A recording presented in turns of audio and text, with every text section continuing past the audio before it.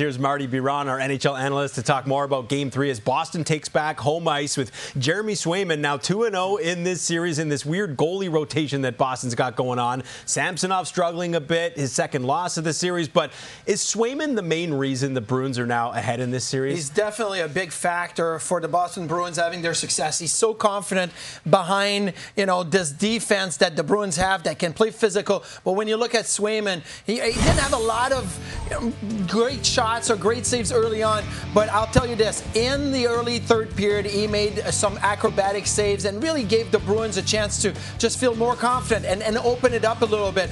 But when it looks to, Swayman all season long for me was the #1 goaltender with the Boston Bruins. He's got the structure, he's got the foundation, the technical aspect, and then this is obviously a goal that you can't allow. If you're Samsonov, you're up 1-0, you cannot give up a goal on a 40-foot wrist shot from the outside. A left-handed shot coming down the left wing, beating you on the short side. They used to call that the American League side. Like, goalies weren't allowed to give that one, and look, there's a saying I hate. A goalie would want to have that one back, but that is one of those where as a goalie, like 1-0, got to make the save right there. So last year in the playoffs, they waited till Game 7 to let Swayman play, and now this year it seems like they went into the series saying, no, we're going to go with this goalie rotation. One guy plays one game, and then the next game, the other player.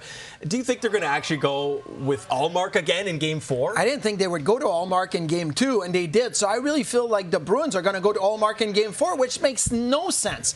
But the Bruins are saying, we've made the decision like weeks ago that we're going to go into a rotation. They're probably going to go to Ullmark in Game 4.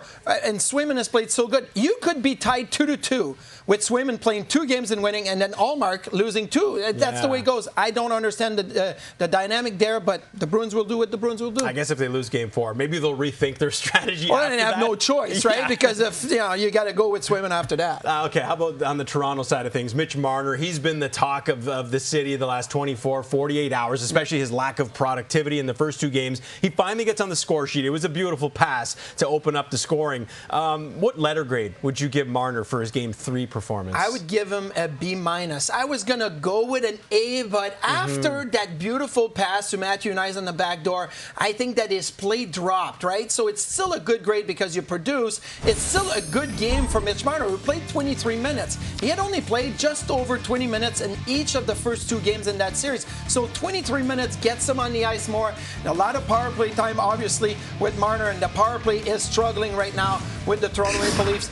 But I think that Marner can build off that play and get some energy. And we'll see, obviously, what happens with Willie Nylander. But you got to have at least 2 of your big 4 going. And right now, they only have a big 3. And every game, there's only been 1 guy going. Really, Matthews Game 2, Marner a little bit in Game 3. It has to be more to join the party for everybody and the Leafs to get some success. A daunting task ahead for the Leafs. They're now 1-6 against Boston this year, and they have to win 3 of the next 4 or else their season's over. And teams that win Game 3 with the series tied at 1, they've gone on to win the series 66% of the time.